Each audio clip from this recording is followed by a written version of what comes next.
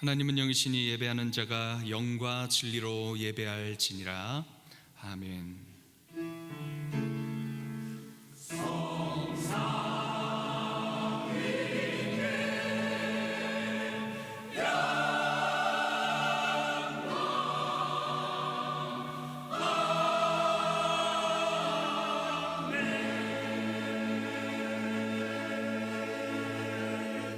자기의 죄를 숨기는 자는 형통하지 못하나 죄를 자복하고 버리는 자는 불쌍히 여김을 받으리라.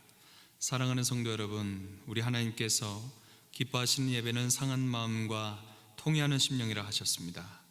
이 시간 성령께서 우리 마음을 살피셔서 깨닫게 하여 주시는 우리의 죄와 허물을 진실한 마음으로 주님께 고백하고 참회 기도를 드리는 시간을 갖겠습니다. 다 같이 기도하겠습니다. 하나님 감사합니다. 오늘 이 시간 우리를 불러 모아주시고 예배할 수 있도록 인도해 주신 은혜 감사합니다. 하나님, 한 주간 동안 우리의 삶을 돌아봅니다. 우리의 언행과 하나님 우리의 생각을 통해 지은 모든 죄악들 하나님 주 예수 그리스도의 보혈로 씻어주시고 용서해 주시고 주님의 뜻으로 미아마 순종하는 우리 모든 성도들 그리고 제가 되게 하여 주시옵소서. 예배합니다. 주님 찬양합니다. 주님 홀로 영광을 받아 주시도록 하나님 우리 몸과 마음을 거룩하고 정결하고 정직한 마음 회복시켜 주시옵소서. 신령과 진정으로 예배할 수 있는 마음 주옵소서. 사랑의 하나님 감사합니다. 이 거룩한 주일날 우리를 주님의 예배의 처소로 또 예배함으로 나오게 하시는 은혜 감사합니다. 하나님, 이 시간 우리가 한 주간 동안 주어진 삶에서 주님 앞에 말씀대로 주님의 뜻대로 불순종하고 하나님 마음으로 우리의 생각으로 우리의 행위로 지었던 모든 죄를 회개하오니 주 예수 그리스도의 보혈로 씻어주시고 용서하여 주시옵소서. 이 시간 하나님 주님 예배하는 모든 심령들을 찾아와 주시고 심령을 만져주시는 은혜가 오늘 이 시간 있게 하여 주옵소서. 감사드리며 예수님의 이름으로 기도합니다. 아멘. 전능하사 천지를 만드신 하나님 아버지를 내가 믿사오며 그 외아들 우리 주 예수 그리스도를 믿사오니 이는 성령으로 잉태하사 동정녀 마리아에게 나시고 본디오 빌라도에게 고난을 받으사 십자가에 못 박혀 죽으시고 장사한 지 사흘 만에 죽은 자 가운데서 다시 살아나시며 하늘에 오르사 전능하신 하나님 우편에 앉아 계시다가 죄로서 산 자와 죽은 자를 심판하러 오시리라. 성령을 믿사오며 거룩한 공예와 성도가 서로 교통하는 것과 죄를 사하여 주시는 것과 몸이 다시 사는 것과 영원히 사는 것을 믿사옵나이다. 아멘. 여호와께 감사하라. 그는 선하시며 여호와께 감사하고 그의 이름을 불러 아뢰며 그들이 광야 사막길에서 방황하며 거주할 성읍을 찾지 못하고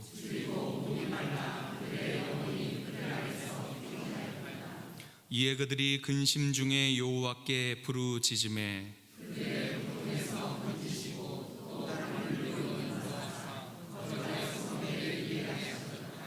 여호와의 인자하심과 인생에게 행하신 기적으로 말미암아 그를 찬송할지로다.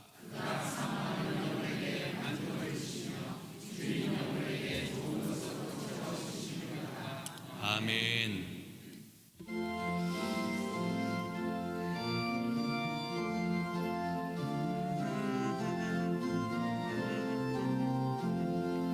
전능하고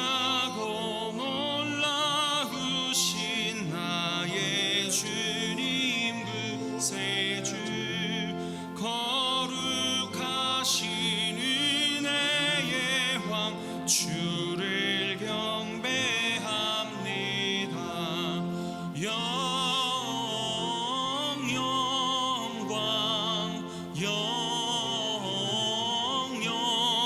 영광 주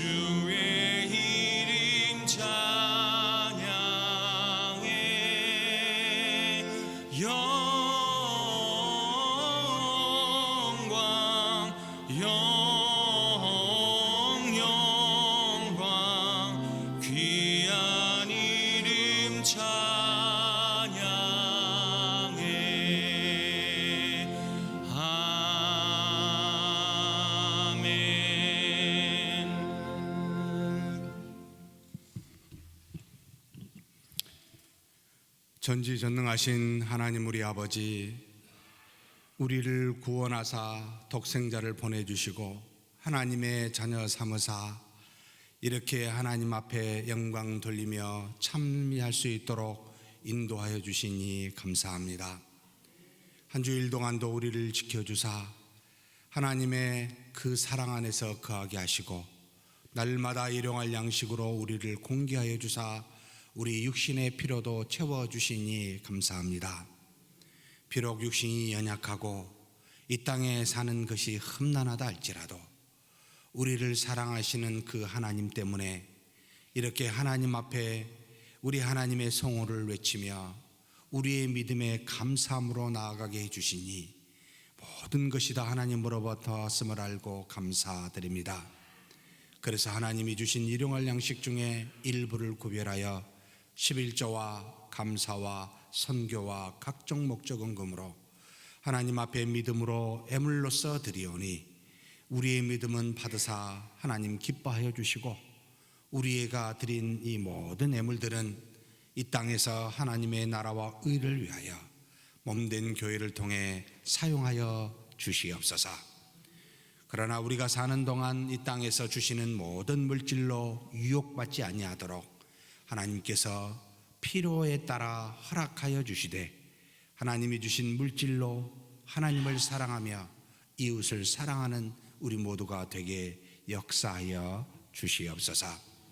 또한 하나님 바라고 원합니다. 이 땅에 사는 것이 그저 왔다 그저 가는 그런 삶이 아니라 하나님의 뜻을 따라 믿음으로 행할 수 있도록 몸된 교회 안에서 직분을 주사 사명을 감당케 하셨사오니 우리 주님 그 직분을 가지고 겸손하게 하나님 안에서 이 모양 저 모양으로 주의 손이 되고 발이 되고 입이 되고 눈이 될 수 있는 봉사자들 되게 하여 주옵소서. 또한 교회 밖에서도 하나님 사람을 가리지 아니하고 우리가 값없이 하나님으로부터 사랑을 받았은즉 그 사랑을 그대로 나눠줄 수 있는 우리 모두가 되게 하여 주옵소서. 이 시간에 머리 숙인 우리 모두에게 가없는 은혜로 하나님 더하여 주시되 우리 마음에 기쁨과 평안이 넘치는 추수감사 예배가 되게 복내려 주옵소서. 우리 주님 예수님의 이름으로 기도하옵나이다. 아멘.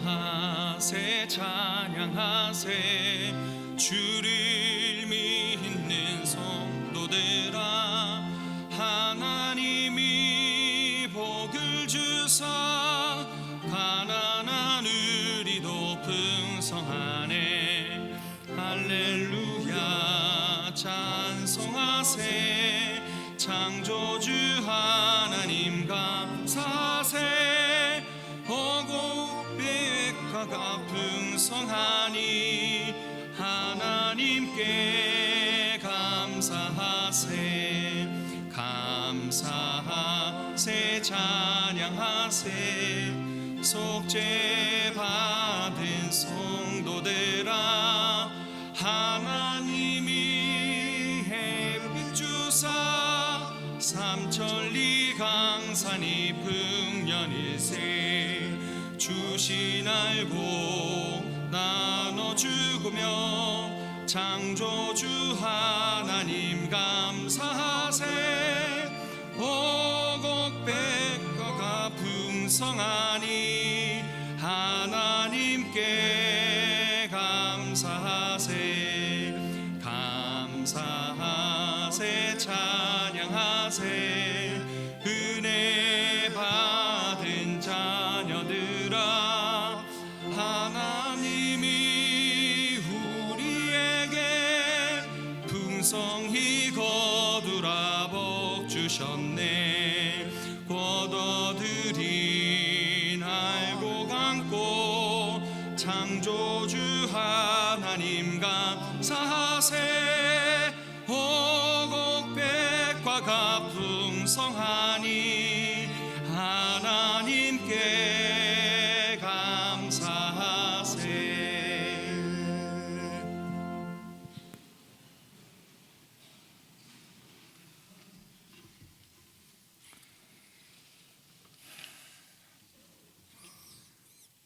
자비로우신 하나님 아버지, 오늘은 추수감사주일로 지키게 하심을 감사합니다. 모든 날들을 하나님께서 우리에게 주셨고 우리 가진 모든 것도 하나님께서 우리의 필요를 따라 주신 것이지만 그동안 우리에게 베푸신 은혜에 감사하며 농사로 지은 온갖 과일과 먹거리들을 하나님께 드리고 우리가 가진 소득의 일부를 하나님께 드리며 감사하는 절기를 주신 것에 감사합니다. 영국의 청교도들이 종교적 박해를 피해 신대륙으로 이주하여 질병과 인디언의 습기업 또 혹독하게 추운 겨울 날씨 등으로 견뎌내면서 그 땅에서 농사하여 거둔 수확을 하나님께 감사하고 그 땅 인디언들과 같이 나누며 유래된 이 절기는 오늘날 하나님께서 나와 우리 가족에게 베푸신 은혜를 감사하는 날입니다. 저희들도 그동안 하나님께서 베푸신 은혜를 회상하며 하나님께 감사하는 성도가 되게 하옵소서. 심령이 가난한 자는 복이 있나니 천국이 저희 것이며 하나님께서 우리의 필요를 아시고 많은 것들을 주셨지만 우리는 여전히 가진 것보다 가지지 못한 것을 욕심내며 살아온 인생들입니다. 스스로를 돌아보며 탐욕스러운 저희의 마음을 내려놓게 하시고 가난한 심령으로 주만 바라고 따르게 하옵소서. 11월 25일부터 27일까지 열리는 말씀 사경회에 나와서 귀한 강사님의 말씀을 듣게 하시고 말씀의 은혜 받아 단단한 호두껍질 같은 저희들의 마음이 부서져서 새 사람이 되는 놀라운 시간이 되게 하옵소서. 주님 명령 따라 세계 곳곳에 나가 말씀을 전하는 4명의 파송 선교사와 협력 선교사들을 눈동자같이 지켜주시고 그들의 헌신이 열매 맺게 도와주시옵소서. 농우촌교회와 미자립교회에서 수고하시는 종들을 돌아보시고 그들이 낙심치 말고 귀한 사역 잘 감당하며 축복하게 도와주시옵소서. 북한과 미국의 핵무기 회담이 잘 진행되어 좋은 성과를 내게 도와주시고 미국과의 방위 문제로 불거진 불편한 감정들도 잘 추스러지게 도와주시옵소서. 오늘은 저희에게 귀한 말씀을 증거하시는 김석호 목사님을 지켜주시고 사모님 건강 회복하게 도와주시고 준비한 말씀에 의뢰받는 시간이 되게 하옵소서. 주일학교를 위해 애쓰는 교역자들과 주일학교 교사들을 지켜주시고 귀한 사역 잘 감당하게 축복하여 주시옵소서. 수능을 치른 수험생들이 결과에 연연하지 말고 적성에 맞는 대학의 학과에 진학하여 그들의 꿈을 펼칠 수 있게 도와주시옵소서. 교회 건축이 진행 중에 있습니다. 사고나 어려움 없이 계획대로 진행되어 완공되도록 도와주시옵소서. 오늘도 질병으로 나오지 못한 교우와 가족들을 위로해 주시고 어려움 당한 가족들에게도 은혜 주셔서 어려움 가운데서 주를 믿고 의지하며 승리하게 도와주시옵소서. 찬양으로 영광 돌리는 할렐루야 찬양 대원과 지휘자, 반주자, 관현악단 대원들에게 은혜 주셔서 귀한 찬양으로 하나님께 영광 돌리게 하옵소서. 우리 주 예수 그리스도의 이름으로 감사하며 기도드립니다. 아멘.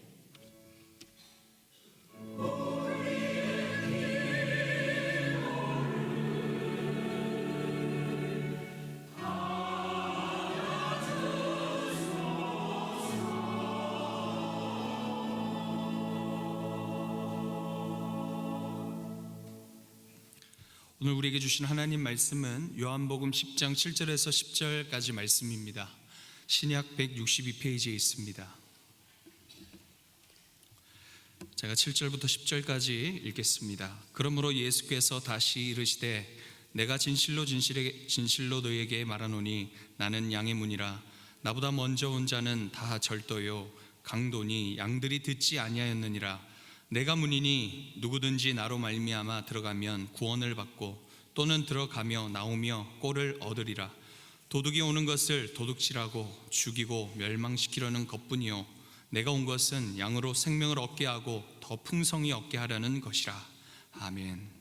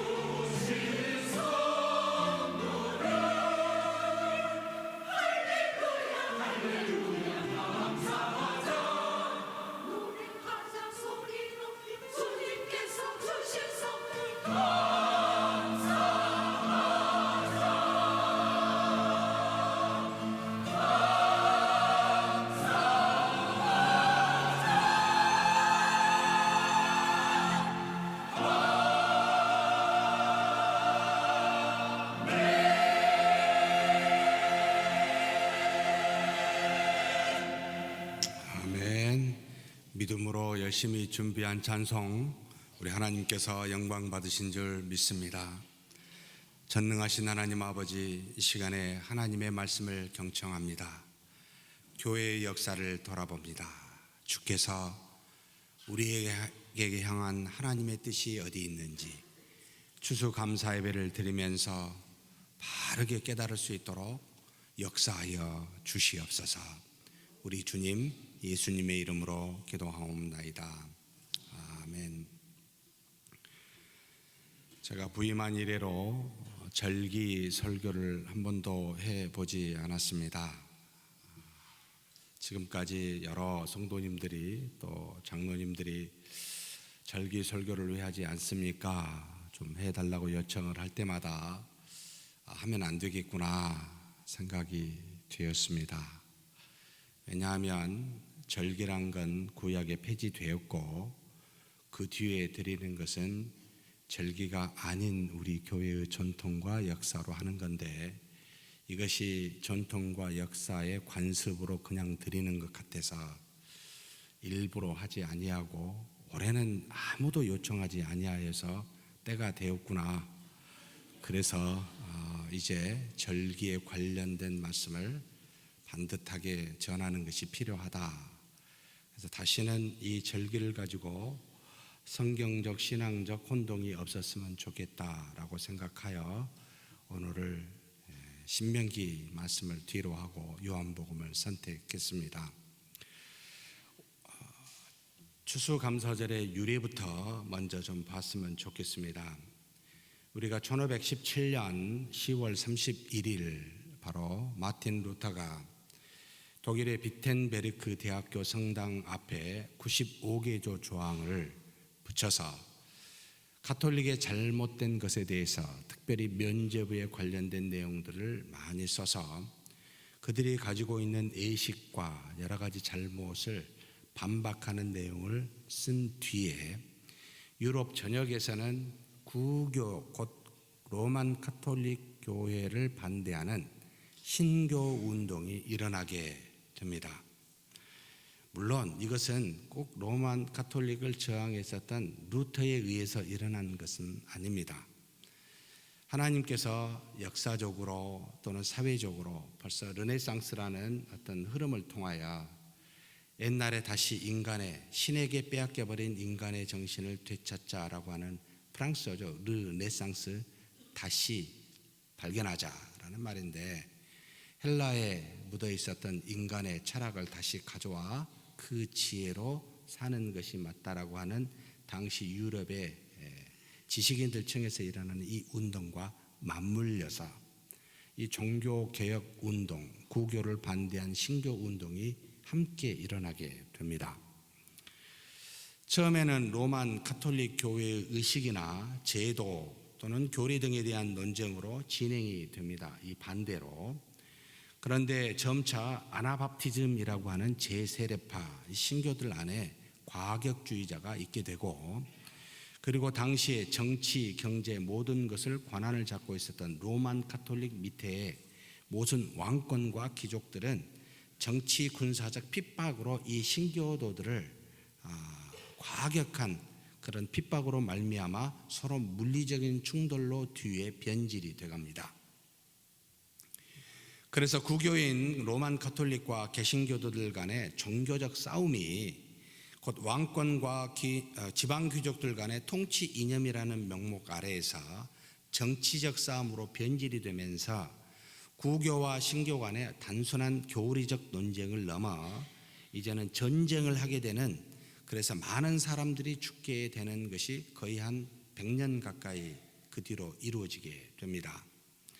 그래서 1648년 독일어로 하면 베스트팔렌, 영어로는 웨스트팔리아라고 부르는데, 이 조약을 체결하게 되는데 신교 구교 간에 체결하는 것들입니다. 당시 스페인과 네덜란드 신교 간의 싸움이 80년 동안 이루어졌고, 독일 안에서만 종교 전쟁이라고 약 30년 동안 이루어졌던 것을 종지부를 짓고, 구교는 구교대로, 신교는 신교대로 인정을 하고 자유롭게 살자라고 하는 조약이 바로 이 1648년 웨스트팔렌 조약이라는 것을 체결해서 지금의 유럽의 종교적 색깔을 그려놓은 것이 그때부터 지금까지 이어져 오고 있습니다. 구교의 예식과 선행으로 의롭다 하는 교리인 로만 가톨릭이지요. 바로 선행칭의라고 하는 이 교리와 신교의 오직 믿음으로 말미암아 의롭다 하는 교리, 이신칭이라는 이 교리의 차이가 어찌하여 우리가 서로 사람까지 죽이는 그런 곳까지 가게 됐느냐라고 하는 회의감이 한 100년 정도 지나니까 이제 일어나게 된 겁니다. 그래서 신구교 간의 종교 전쟁은 많은 사람들로 하여금 자연스럽게 교리의 차이로 사람을 죽이는 것에 환멸을 느끼게 했고, 그래서 이제는 보다 교리적 차원보다는 우리 개인적 신앙관을 더 집중적으로 보자라고 하는 그런 관심을 자연스럽게 갖게 되면서 독일에서는 경건주의라고 하는 것이 일어나게 되고 영국에서는 청교도주의라고 일어나게 됩니다. 그 이전의 시대를 교리를 가지고 싸웠던 정통주의라고 정의를 하고, 그 뒤에 일어난 후대가 그렇습니다. 본인들이 그런 건 아니죠. 후대 학자들이 뒤에 경건주의와 이 청교도주의가 이 교리로 싸웠던 정통주의에 신물이 난다. 이것 가지고 어떻게 사람을 죽이느냐. 양쪽에서의 어떤 작용으로 반성을 하면서 자연스럽게 신앙적 관심이 성경과 교리보다는 이제는 성경과 교리를 가지고 있는 우리 개인의 사람의 신앙이 어떠냐라고 하는 차원으로 자연스럽게 들어가게 됩니다. 그런데 16세기, 17세기입니다. 이 웨스턴 팔렌 조약 뒤에 영국에서, 독일에서는 경건주의가 17세기 일어나고 16, 17세기에서는 17세기 가까이에 청교도주의가 일어나게 되는데, 로만 카톨릭주의에 대한 교황 중심주의, 형식 중심주의를 반대하고, 당시에 있었던 앵글리칸입니다. 영국의 국교였지요. 성공회라고 부릅니다. 여기에 왕 중심주의를 반대한다. 우리는 순수한 복음 중심주의를 갖는다.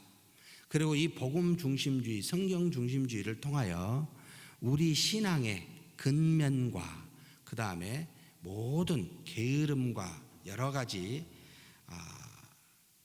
어떤 도덕적 순수성과 근면을 추구하고 낭비와 사체를 배격하는 곧 교리를 개인의 삶으로 이끌어가고자 하는 운동이 바로 퓨리탄스라고 우리가 부르는데, 청교도 운동이 영국에서 일어나게 됩니다.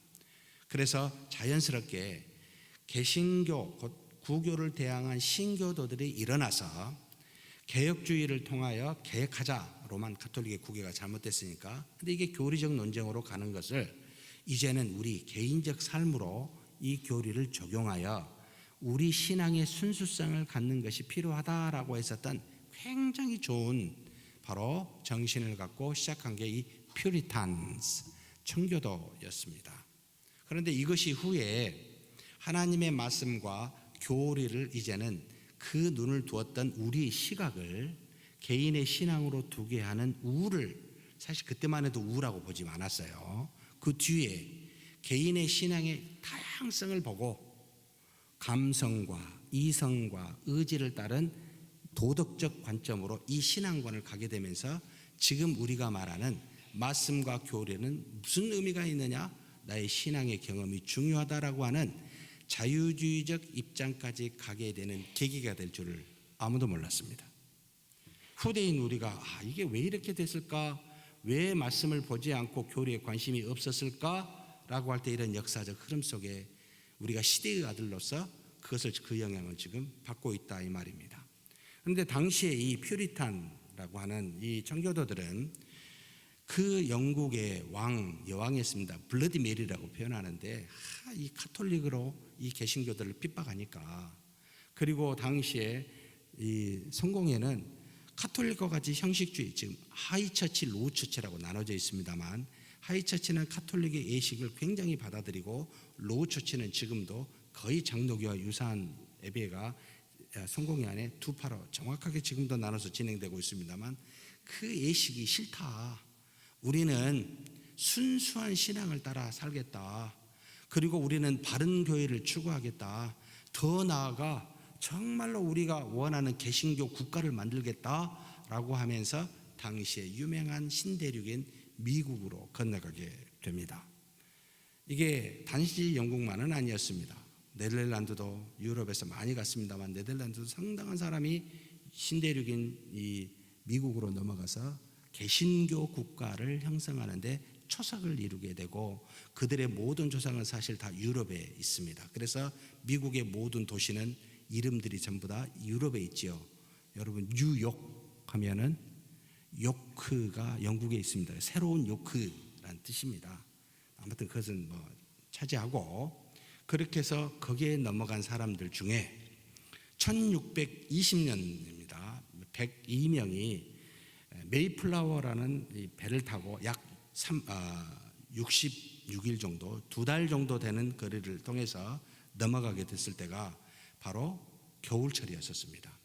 그런데 영국에서 좀 살아보신 분은 아시겠습니다만, 영국의 겨울은 온화합니다. 영하로 떨어진 경우가 없습니다. 왜냐하면 상당히 위도가 높음에도 불구하고 멕시코 난류에 의해서 전체가 좀 온화해요. 그래서 보통 영하가 떨어지지 않고 0도에서 10도 사이가 겨울입니다.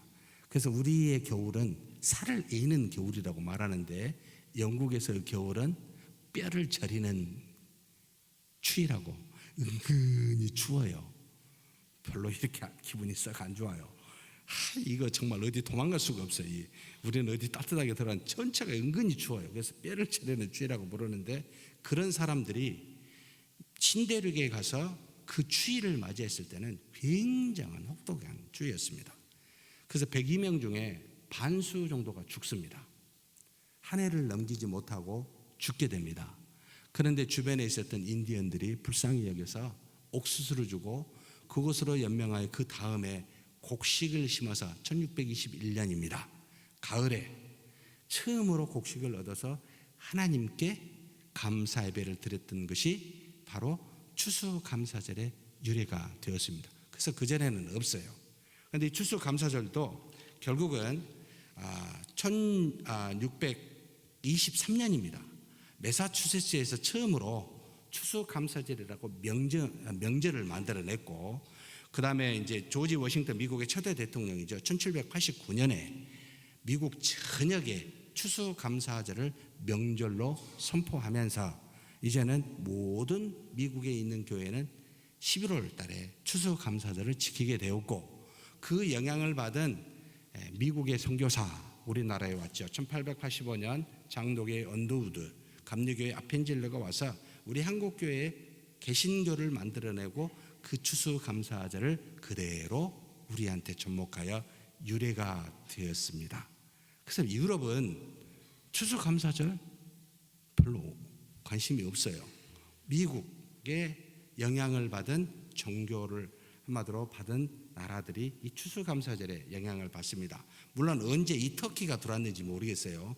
추수감사절은 미국에 지금 터키 먹는 날인데 그건 모르겠어요. 종교적으로 언제 들어왔는지. 다만 터키가 중심이 아니고 1621년에 메이플라워에서 청교도들이 하나님 앞에 첫 곡식을 가지고 감사히 드렸던 것이 바로 추수감사의 출발점이다라고 보시면 되겠습니다. 자, 그러면 그것은 이제 유래고요. 우리가 심각하게 질문해야 될 게 이겁니다. 과연 추수감사절은 성경적입니까? 이런 질문이 지금 우리한테 있어 와야 됩니다. 구약에 추수감사절과 유사한 것이 있을까? 있습니다. 초막절, 장막절이라 해서 하나님께서 애굽에서 이스라엘 백성을 이끌어내시고 40년 동안 인도하셨을 때 그들이 초막을 짓고 사는 것에 그 하나님의 구원과 인도하심에 감사해서 드리는 절기가 8일 동안 있어 왔어요. 근데 이것만 지킨 게 아니었고, 그 절기를 다른 말로 곡식의 입장에서, 그러니까 과일의 입장에서 표현한 이스라엘의 절기인데 수장절이라고도 이 절기를 불렀습니다.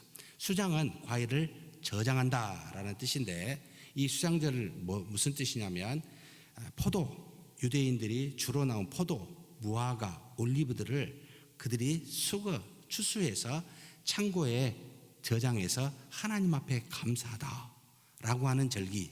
그래서 하나님이 주신 은혜에 감사하는 이 수장절이 가장 추수감사절과 일맥상통한 구약의 절기라고 할 수 있습니다. 그런데 신약 예수 그리스도께서 이 땅에 그 모든 구약의 언약을 성취하신 뒤에 지금 신약 백성인 우리는 구약의 절기를 지킵니까? 안 지킵니까? 안 지키지요. 하나님이 주신 율법 중에 제사와 절기는 폐지되었고, 십계명과 같은 도덕법은 우리가 유지 지켜야 된다라고 하는 이런 관점에서 성경을 보고 성경의 가르침을 우리가 받아들이는데, 모든 절기는 폐지되었는데 지킬 이유가 전혀 없다는 겁니다. 그래서 신약에서는 어떤 이름으로도 절기를 지켜서는 아니 됩니다. 그것은 이미 그리스도께서 성취하신 것을 다시 훼손시키는 것이 됩니다. 어떤 절기를 통하여 믿음의 중요한 요소로 삼게 되면 심각한 문제가 돼서, 이 문제에 대해서 절대 절기를 만들어서는 아니 되는 것이 우리의 입장입니다. 그렇다면 종교개혁, 구교에서 신교를 나왔던 이 종교개혁주의의 지도자들은 어떻게 받아들였을까 하는 게 이제 관점이지요. 좀 살펴볼 필요가 있습니다. 물론 다양한 관점을 좀 가지고 있었습니다. 그때 당시 우리가 칼빈을 먼저 한번 살펴봤으면 좋겠습니다. 제가 칼빈을 좋아해서 너무 칼빈을 인용해서 죄송합니다만, 어찌됐든 가장 성경적 입장을 갖고 있다고 보기 때문에 그렇습니다만, 칼빈이 제네바에서 목회를 할 때 파렐이라는 사람이 초빙을 해서 가게 됩니다. 제네바는 스위스 안에 있고, 스위스는 당시 개신교도들 국가로 이제 형성이 됐는데, 바로 종교 개혁의 1세대라고 할 수 있는 루터와 같은 세대인 바로 쯔빙글리의 영향을 받은 도시요 나라입니다. 그들은 특별히 이 쯔빙글리는 로만 가톨릭의 모든 예식에 대한 형식과 예식에 대한 폐해를 너무나 잘 알고 있었기에 완벽하게 그것을 전부 제거하고 없애야 된다. 그래서 절기뿐만 아니고 모든 형식과 예식을 해서 한마디로 성탄이라게 우리가 성찬식도 기념, 칼빈은 성령의 임재세를 말하지만 그것도 아니다, 기념이다, 예수 그리스도를 기념한다, 어떤 예식이라고 말하면 안 된다라고 할 정도로 굉장히 엄격하게 예식을 거부했었던 곳에 칼빈이 가게 됩니다. 당시에 쯔빙글리 영향을 받았던 제네바 교회는 5대 절기를 거부했었습니다. 구약의 절기가 아니었습니다. 5대 절기는 다른 것이 있었는데, 성탄절, 그 다음에 성금요일, 예수님께서 십자가에 죽으신, 그 다음에 승천절, 승천일, 그 다음에 부활절, 그리고 마지막 오순절 해서 5대 절기가 구약은 아니에요. 신약에서 형성된 일종의 절기인데, 전부가 다 이 절기도 안 된다라고 거부했었던 입장을 취하는데, 칼빈이 가서 아니 이건 너무 과하다, 온건한 입장에서 이 5대의 절기를 다시 회복하여 우리가 지키는 것이 좋겠다라고 하는 입장에 섰습니다. 그 이유가 굉장히 우리한테 현재 중요합니다. 저도 그 입장을 취하고 있기 때문에 그렇습니다. 칼빈이 이런 이야기를 할 때 절기들이 구약의 절차와 예식이 아니라 신약의 그리스도와 성령에 관련된 이 절기였고, 그리고 신앙에 유익하다는 입장이 이 안에 있었기 때문에 이걸 지키는 것이 옳다라고 본 겁니다. 그리고 구약의 절기와 같은 의식으로 지키는 것이 아니기 때문에 의미와 정신을 기리는 형태로 간다면 문제될 것이 없기 때문에 이걸 절기로 삼지 말고 이것을 의미와 정신으로 감사로 삼으면 괜찮다라고 하는 입장을 갖고 있게 됩니다. 그래서 우리도 이런 입장에 있는 것이 옳습니다. 부활절 또는 추수감사절보다는 추수감사 예배, 부활감사 예배, 성탄절보다는 성탄감사 예배 해서 추후에 이것을 절기로 인식하려고 하려는 우리 후손들에게 미연에 이것을 막고, 또 한 가지 더 중요한 게 있는데, 이런 것들을 감사 예배로 드리더라도 형식과 예식으로 반습으로 넘어가게 되면 이건 구약의 절기와 똑같은 입장에 취해버리게 됩니다. 마치 추수감사제일이나 부활절, 성탄절을 믿음의 중요한 요소로 생각하여 절기로 지켜서는 아니 되는데, 이것이 절기로 될 때는 그와 같은 이미지를 우리가 갖게 되기 때문에 이제 그런 이야기를 하는 겁니다. 신약의 이신칭이라는 믿음도 잘못하면 형식적으로 가지게 되는 우가 있을 수 있습니다. 그래서 구약의 절기와 똑같이 되게 됩니다.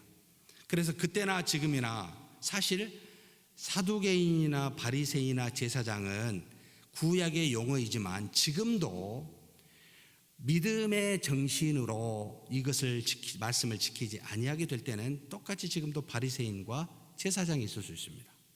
그렇게 생각하는 성도님들이 상당수 있습니다. 죄송하게도. 그래서 이 문제를 끊임없이 우리는 형식과 예식이 아니라 절기로서 그 안에 담겨 있는 정신과 의미를 감사함으로 받아야 된다라는 이 기준을 절대 놓쳐서는 아니 된다는 뜻입니다. 그래서 예수님께서 이것을 한 가지 보여준 예가 있는데요.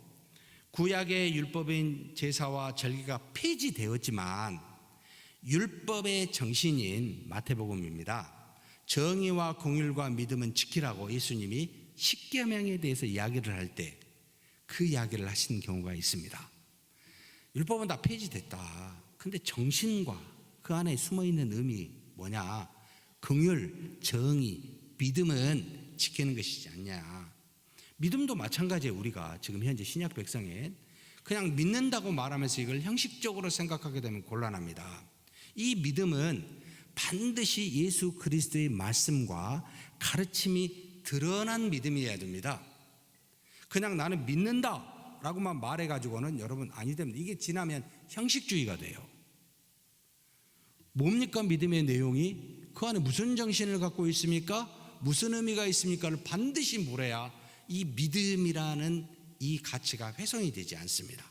그래서 굉장히 우리는 이런 부분들을 역사적으로 봐왔기 때문에 칼빈은 이런 것을 절기로 말고 의미와 정신을 살려서 이걸 기리고 감사하는 것이 필요하다라고 하는 그런 입장을 취한 겁니다.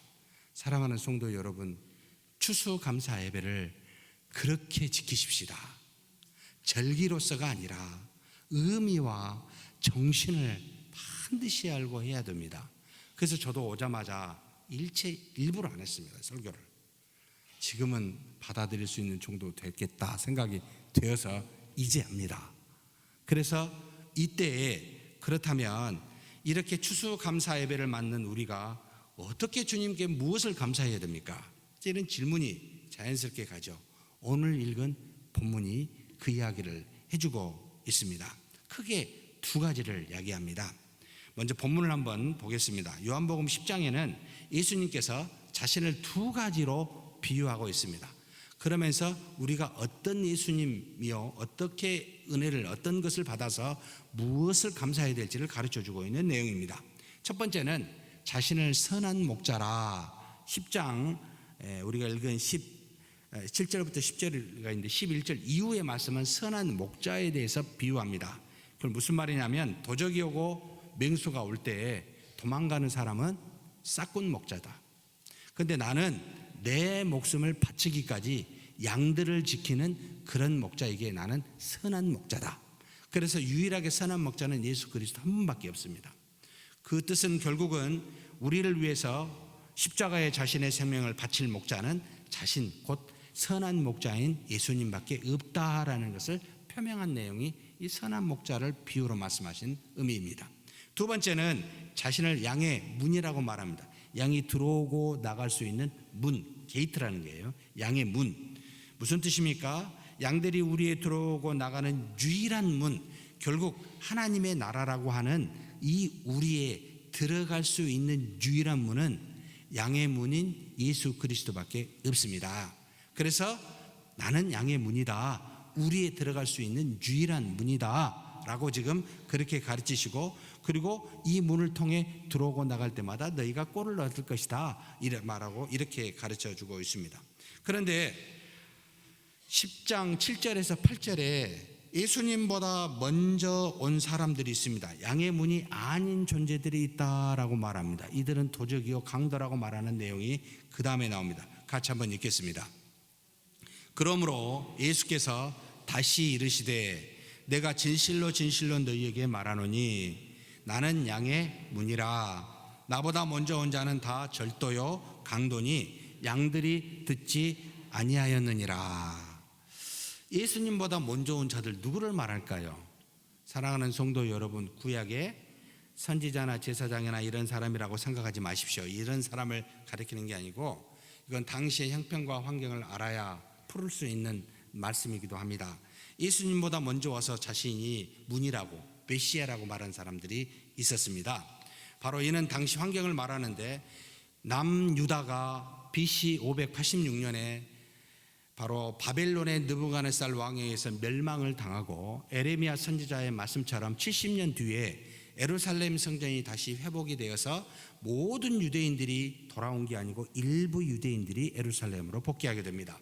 남아있는 수많은 사람들이 디아스포라로 당시에 팔레스틴 여러 지방 안에서 기거하는 그런 어떤 아픔의 역사가 이어져 내려옵니다. 예수님 당시까지. 그런데 그 뒤에 이 586년부터 예수님 오시기까지 약 500년 걸쳐 동안에 우리는 암흑기라고도 말하고 하나님이 일체의 어떤 말씀도 하지 아니하셔서 신구약 중간기라고도 표현하기도 합니다. 그런데 이때는 그냥 간 게 아니고 어떤 일들이 일어났습니다. 어떤 역사가 있는데 바로 이때 당시에 모든 지방을 평정했었던 게 바로 마게도냐의 알렉산더 대왕이었습니다.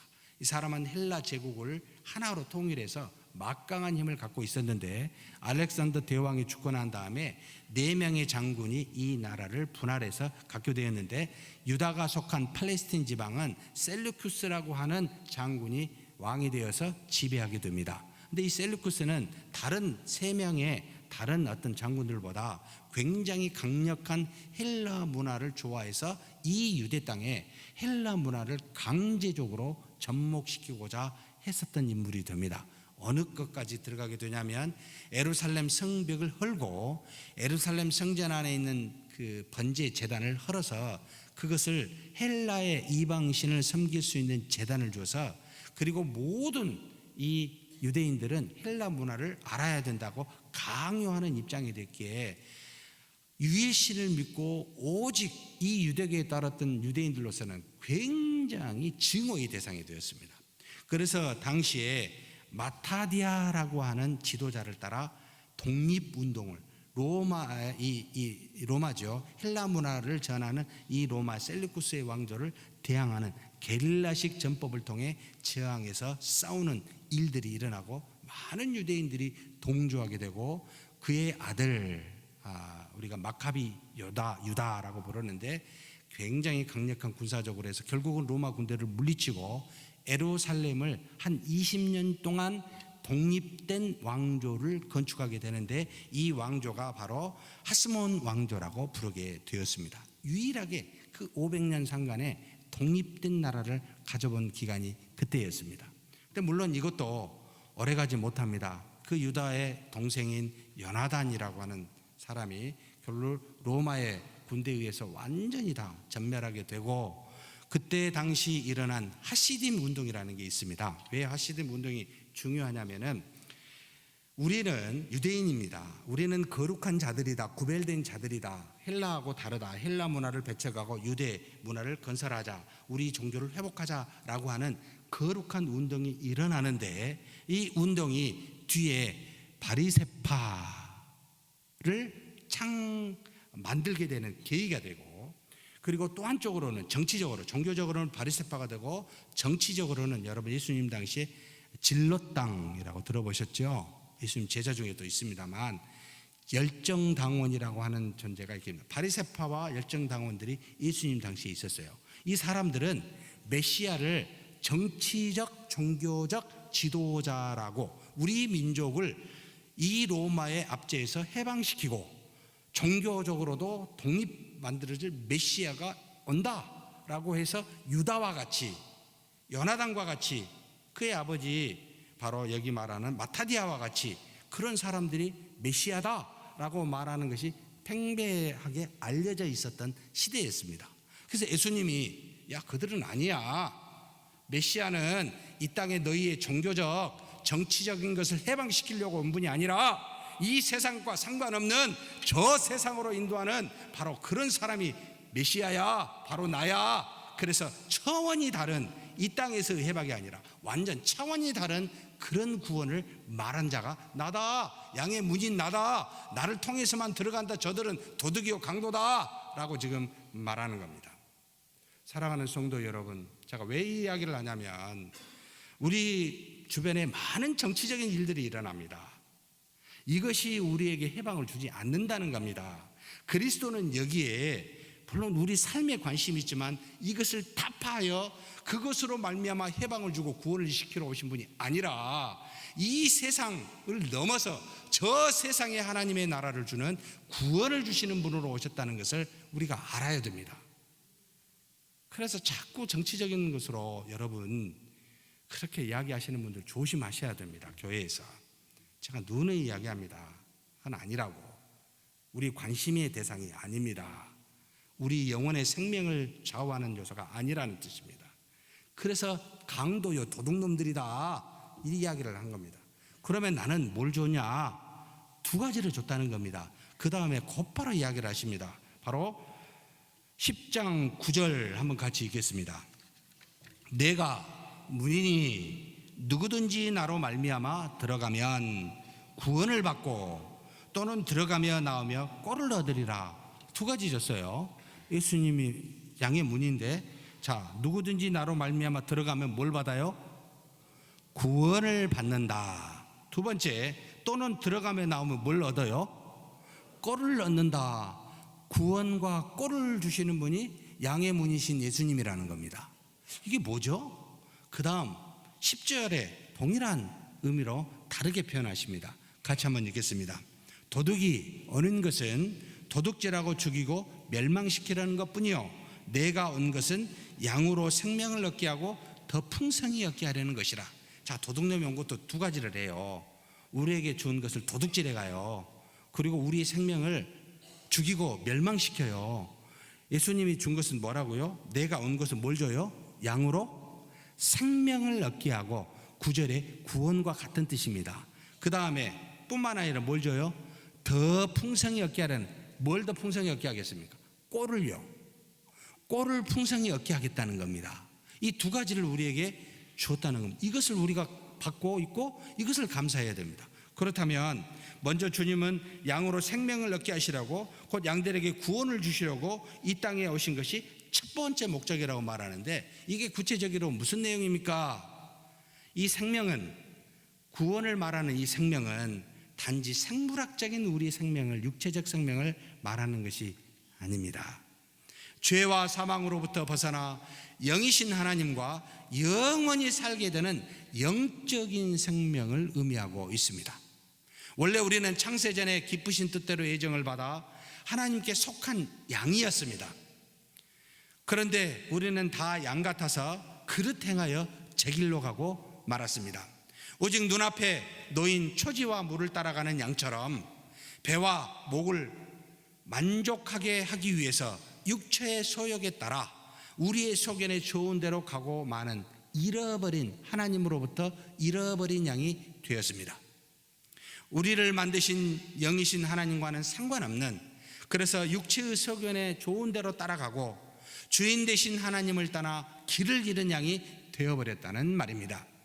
그런데 하나님은 선한 목자요 양의 문이 되신 예수 그리스도를 이 땅에 보내심으로 잃어버린 양들로 하여금 예수님의 음성을 듣게 하시고 다시 하나님의 우리에 드릴 수 있도록 그렇게 해주신 은혜, 이것을 위해서 예수님이 오셨다.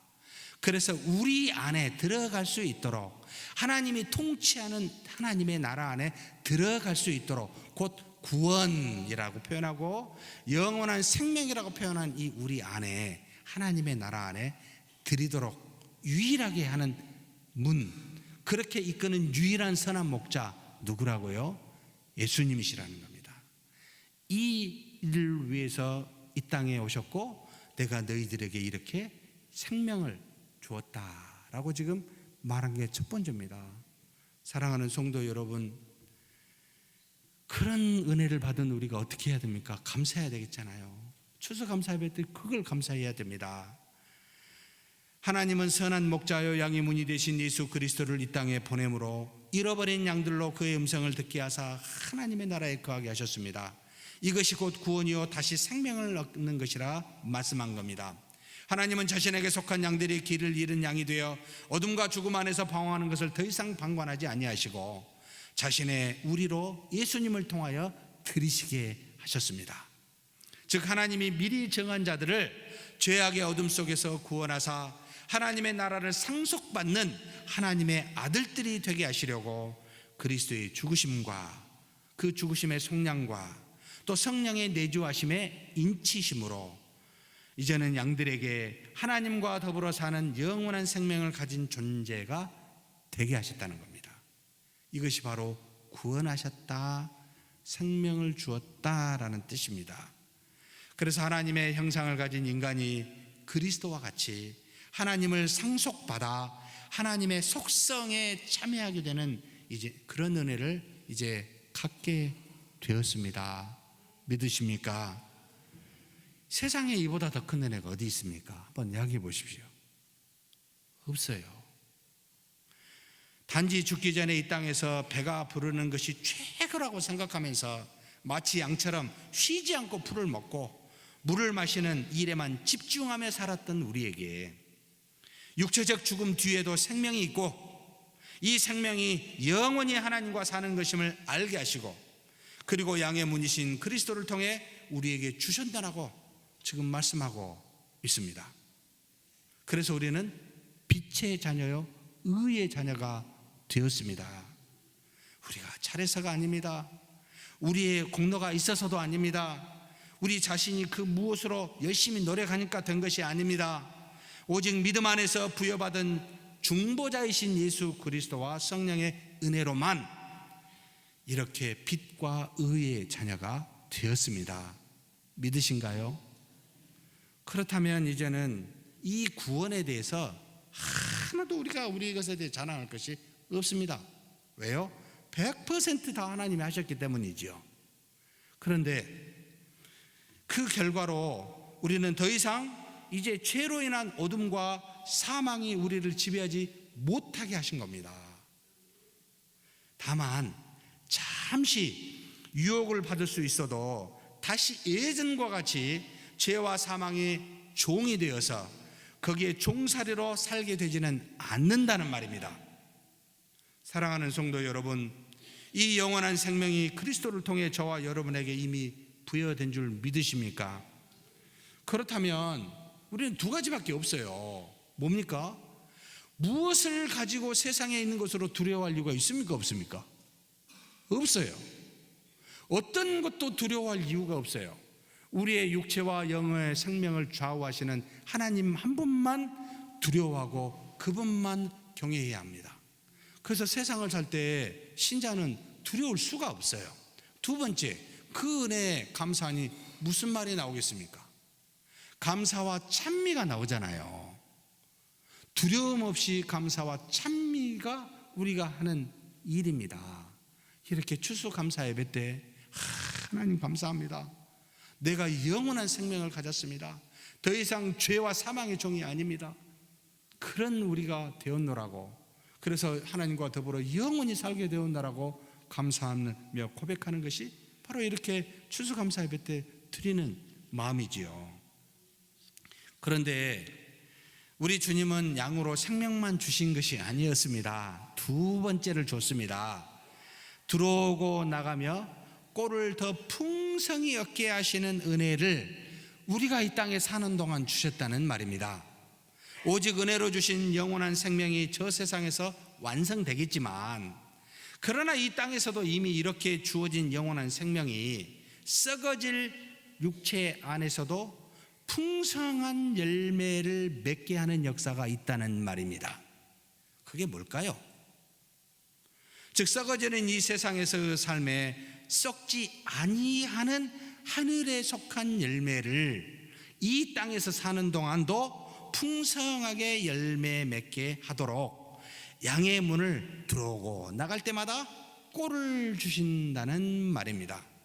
왜 양의 문을 들어오고 나갈까요? 이것은 이스라엘의 문화를 알아야 됩니다. 이스라엘은 딱 두 계절밖에 없습니다. 우기와 건기. 우기는 겨울이요, 건기는 여름입니다. 우기 때는 물이 풍부하니까 나갈 이유가 없어서 우리에 있었어요. 그런데 건기 때는 물이 없으니까 초지와 물을 따라서 나가야 됩니다. 그래서 목자는 몇 주나 몇 달을 우리에서 나와 이 양들을 데리고 돌아다닐 수밖에 없었습니다. 그런데 들어오고 나갈 때마다 하나님이 계속해서 꼴을 주시고 계시다는 뜻입니다. 은혜를 주시고 계시다는 겁니다. 그 내용이 무엇일까요?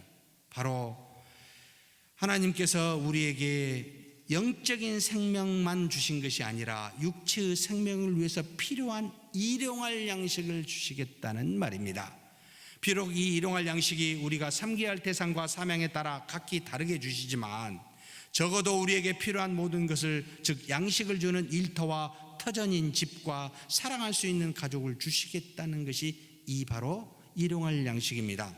이것은 우리 주님께서도 주기도문에 나와 있는 내용이지요. 일용할 양식을 구하라는 뜻이지요. 그래서 하나님은 구약에 아브라함의 후손을 택하여 하나님 백성 성민으로 삼으셨을 뿐만 아니라 그냥 삼어서 너희는 나의 백성이고 나는 너희 하나님이라고만 말씀하신 게 아니라 뭘 약속하십니까? 젖과 꿀이 흐르는 가나안 땅을 약속하시고 너희의 후손들이 하늘의 별과 땅의 모래알처럼 많게 하시겠다고 약속하신 것은 너희의 영원한 나라만 내가 너희에게 주는 것이 아니라 이 땅에서 하나님의 백성으로 사는 동안 필요한 걸 다 제공하겠다, 풍성하게 주겠다, 젖과 꿀이 흐르고 정말 모든 민족이 뛰어난 민족이 되게 하고 너희의 후손들이 하늘의 별처럼 많게 하겠다라고 하는 약속입니다. 구약 때도 그렇고 예수님 오신 뒤에도 마찬가지입니다. 그래서 이 주기도문에 일용할 양식을 주옵시고라는 이 말은 우리에게 이 땅에 사는 동안 필요한 모든 것을 제공하시는 은혜가 있다라는 말입니다. 그래서 이 기도문은 먹고 입을 물질뿐만 아니라 사랑이신 하나님을 알고 그 사랑을 구현하도록 가정과 교회에서 가족을 주시며 성령을 통해 9가지 열매를 맺게 하시며 세상의 악을 이길 수 있는 전신갑주의 말씀을 주시고 뿐만 아니라 또한 하나님의 거룩한 일, 하나님의 나라와 의를 행할 수 있도록 직분과 사명을 주신다는 말이 일용할 양식을 너에게 주겠다라고 하는 말에 다 들어가 있습니다. 우리 모두는 저 세상에서 완전한 하나님의 나라 자녀로 살지만 이 땅에서도 하나님의 영원한 생명을 가진 자가 무력하게 살지 아니하도록 양의 문이신 그리스도를 통해 하나님께서 말씀과 기도와 봉사를 통해 풍성한 꼴을 주신다는 말입니다. 그런데 첫 번째 은혜인 영원한 생명은 100% 하나님의 은혜 공짜로 줬는데 두 번째는 좀 달라요. 두 번째는 하나님이 풍성한 꼴을 주시는데 이 꼴을 받는 우리는 믿음으로 받아야 됩니다. 믿음의 수고가 있어야 됩니다. 그래서 말씀과 기도로 거룩하여지지 가만히 있으면 거룩한다고 말씀하지 아니하시고 너희가 교회에서 봉사를 통했을 때만 온전한 자가 된다고 말하듯이 뭔가 봉사의 수고가 있어야 너희가 이 땅에서 풍성한 열매를 맺게 된다라고 가르치는 겁니다. 그래서 믿음은 여러분 그냥 가만히 있는 것이 아니라 마치 태어나 아기가 살아있으면 어떻게 합니까? 자연스럽게 움직이고 크잖아요. 그러면 그리스도인들 곧 하나님이 택하여 영원한 생명을 준 자들도 당연히 커야 되잖아요. 누구를 향해서 크겠습니까? 그리스도를 닮은 자처럼 장성한 분량에 이르도록 크는 것이 너무나 자연스럽다는 겁니다. 이것이 바로 풍성한 열매이니라 라는 꼴이니라 라고 하는 뜻입니다. 사랑하는 성도 여러분, 그러므로 추수감사 예배 오늘 우리의 영원한 생명을 주신 하나님께 감사하고 말씀과 기도와 봉사를 통해 풍성한 꼴을 주신 하나님께 감사합시다. 그런 저와 여러분이 되어 믿음으로 살아 거룩한 자가 되시길 주의 이름으로 축복합니다. 전능하신 하나님 아버지 감사합니다. 이렇게 추수감사 예배로 하나님께 드리게 해주셔서 우리의 영원한 생명을 허락하시고 이 땅에 사는 동안도 무력한 자가 되지 아니하고 거룩한 자가 될 수 있도록 풍성한 꼴을 주시니 감사합니다.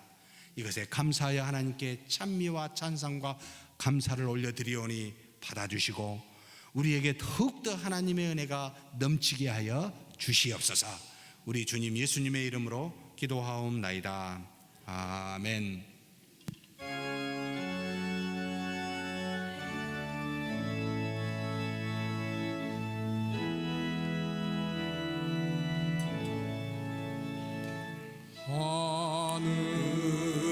하늘에 계신 아버지 이름 거룩하사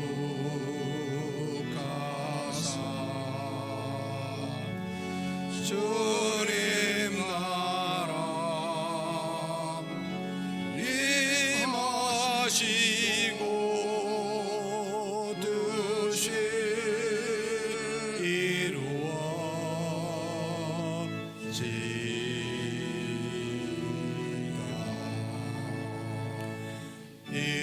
일용할 양식 주시고 우리들의 그대 다 용서하옵시고 또 시험에 들게 마시고 악에서 구원하소서. 주의 나라 주의 권세 주의 영광 영원히